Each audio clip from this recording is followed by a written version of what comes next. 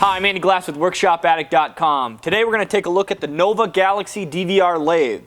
Now this unit comes with the DVR motor and controller, the cast iron stand and legs, a 150mm or 6-inch faceplate, 300mm or 12-inch tool rest, a 2 mortise taper live center, a 2 mortise taper spur center, a knockout bar, a manual and assembly hardware to get the unit fully assembled and ready to go.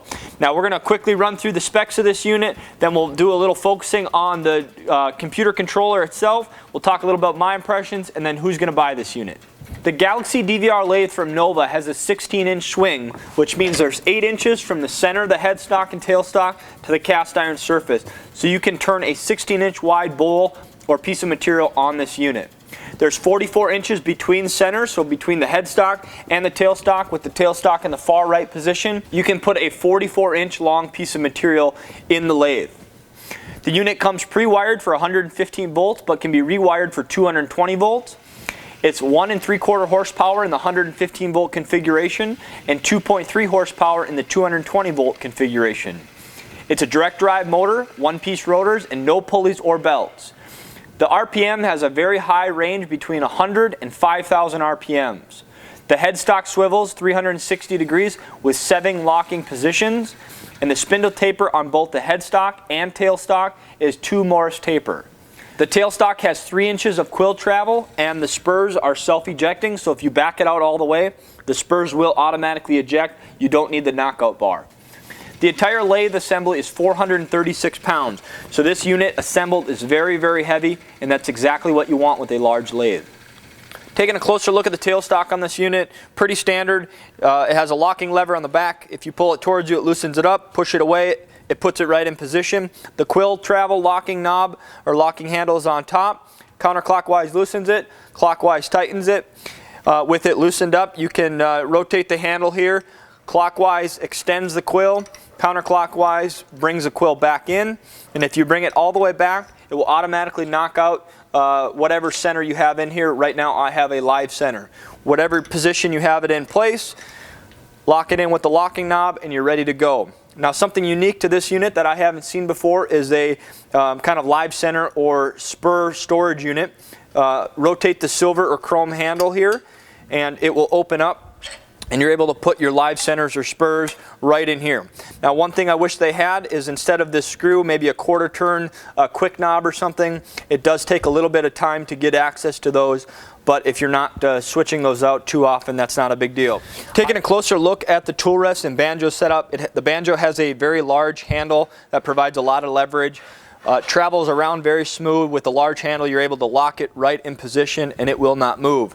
The 12-inch tool rest that's included is very nice, very well made. It has a silver or chrome locking handle here. This is a little bit tighter fit than I'm used to, but does travel pretty smoothly. Lock it in position and you're ready to go. This unit comes with 4 leveling feet. Now I do not have them put on, as the position that I have this in is very, very level. Plus I like it in a little bit lower position, and if I can take away about 1 inch, that's good for me. If you have unlevel floors, you're going to obviously want these put on. I am going to save these. I'm not going to throw them away in case this lathe gets moved to a different part of the shop or in case I move to a different shop. Before we take a closer look at the computer control unit itself, we'll run around the headstock and I'll show you some features. First, right off the bat, on the far left-hand side of the unit, there's a master power switch. That's an orange button. Obviously, the unit has to be plugged in. Toggle that master switch on, and then you can use the on-off buttons on the front the control panel here to turn the spindle on and off. On the top of the unit there is a silver dial here. You pull up on the unit, you rotate it 180 degrees, it will fall back into place, and then you can lock the spindle in position. So if you're taking off a chuck or faceplate, that allows you to get opposite leverage, and you can loosen up anything you want here on the stop. When you're done with that, pull it up, spin it around, and now the spindle is unlocked and you're ready to go. On the far left side here is the knockout bar where I store it in. It's in the tightening and loosening spindle position for the headstock. If you rotate this to the left and then you pull out this knob here on the front, this whole unit can spin 360 degrees. And then once you pull out this lower left-hand unit, put it back in position, it will lock itself in position. There are 7 locking positions, and then you just tighten it down utilizing the knockout bar. The knockout bar is initially intended to knock out any spurs or live centers or things you have in the headstock, or traditionally in the tailstock as well. The tailstock on the Galaxy DVR is auto ejecting, which is very handy. We'll take a closer look at the computer control panel of the Galaxy DVR lathe. There's F1, F2, F3, and F4 buttons on top. These are completely customizable. We'll get to that in a second. To the left and right hand side of this LCD screen, there is an on and off button. The lower left hand side, there's a menu button. In the lower right hand side, there is a forward and reverse button. The variable speed dial is right here on the front. If you turn it, it will go up in increments of 5. If you press it in and turn it, it will go up in increments of 100. There's an emergency stop button below the entire panel assembly. You press that in, it will show you that the emergency stop is pressed, and it will remind you that you need to twist to release. Twist it to your right, it will pop back out, and then you can hit the on button and it will be ready to go. Obviously hit the off button to shut the unit off. Here we're going to take a closer look into the menu settings of the Galaxy DVR lathe. If you hit the menu button, it will bring up the menu and various deals that you can go into. Using the knob on front, if you go clockwise, it will scroll down. If you go counterclockwise, it will scroll up. If you want to enter something, you press in on the knob. If you want to go backwards, you press menu. We'll go all the way up to the top and go into speed chart. This is something if you are looking into a recommended RPM for maybe a different operation or something that you haven't done before. This is especially important for beginner turners. So for example, let's say we're rough cutting something.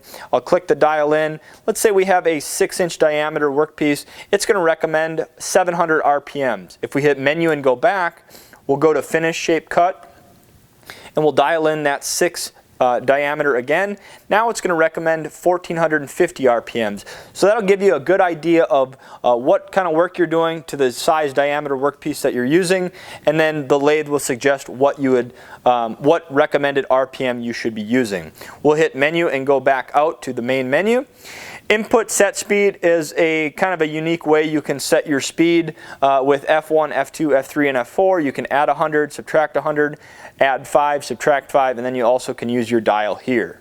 If we hit menu and go back, we can edit favorite speed settings. So 1 through 8, basically favorite speed setting 1 starts at 250, and then favorite speed setting 8 is at 2000, and it will go up incrementally at 250. Now I'm going to keep these where they're at as I like them. As I get more experience with this lathe, I may change those. If we go to menu, we can go to set speed profile for normal and hard or soft. I'm going to keep that at normal. I'm not 100% sure. I don't want to give you some false information here. I will overlay some text if I know exactly what that is for. If we scroll back down, we can customize the F keys. So F1, F2, F3, and F4 can be customized. Right now the F1 and 4 are set to favorite speeds. We can edit those right here. If we want to add maybe speed 1, speed 2, if we want to set speed incrementally up 20 RPMs or subtract 20 RPMs, we'll go back to the menu. Now there's some lathe settings here that you can get into.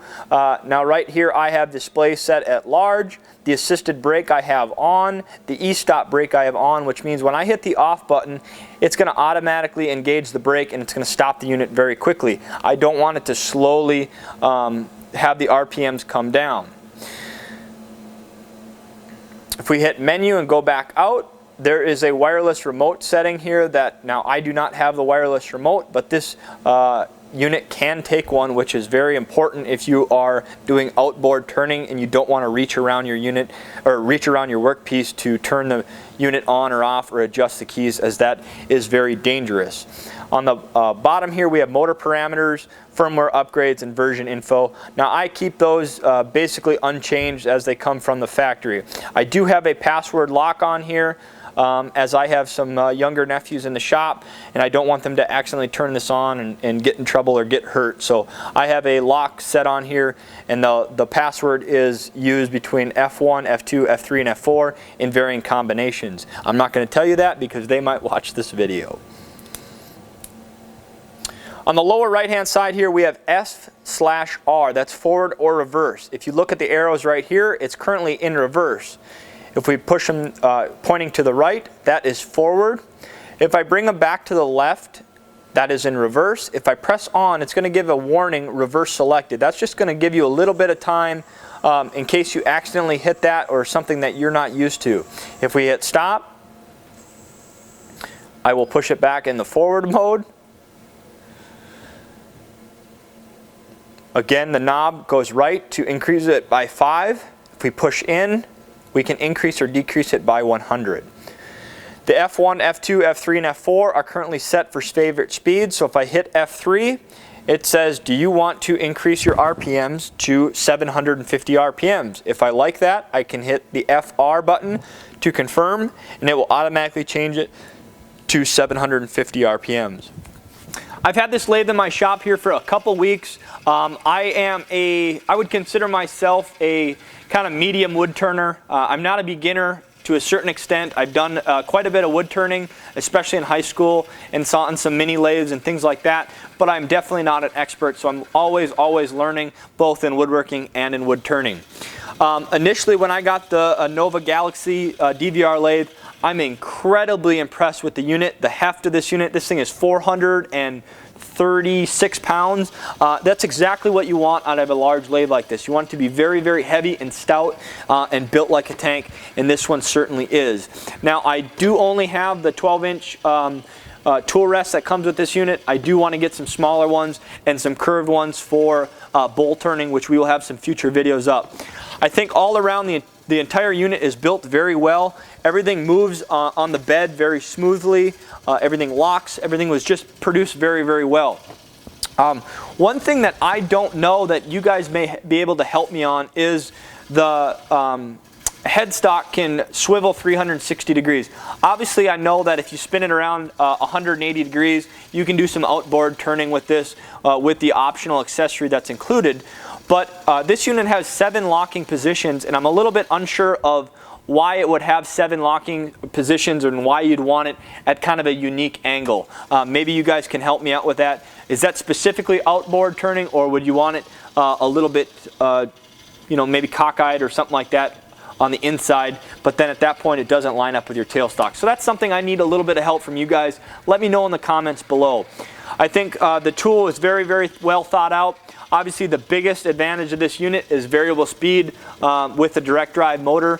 And just adjusting that knob, and you can turn your RPMs up or down. Super, super handy. No more belts, no more pulleys to deal with, and that's something that I've had to do in the past, both on a mini lathe and a large lathe. Super annoying.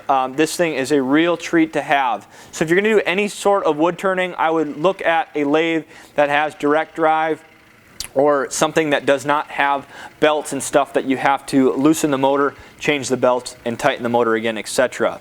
Now, to take it a step further, the Nova Galaxi lathe has the DVR technology, which stands for Digital Variance Reluctance, which means that the computer monitors the load and torque that's put on the motor, and it's going to increase or decrease the power and torque to the motor to keep it within 1 or 2% of the RPMs that you have selected. Before we get into my lathe setup, let's talk a little bit about who would be interested in buying the Nova Galaxi DVR lathe. First of all, if you are a beginner, this is a very, very safe lathe. It's got some features in here that automatically detect if it's too much vibration or if you have a catch. It's going to decrease the power to the motor head or the power head of the unit, or completely cut the power if you have a catch. So those safety features put this unit into a very, very high quality beginner's unit, but goes all the way up to a very professional wood turner as well. Let us know below what you think of the Nova Galaxi DVR lathe. We were thoroughly impressed with it. We can't wait to do a little bit larger projects now, since I have a full-size lathe in the shop here rather than a mini lathe. Let me know below what you guys think of my tool storage on my wall, as well as my location in my shop with the floor sweep. What do you like? What don't you like? What would you change differently?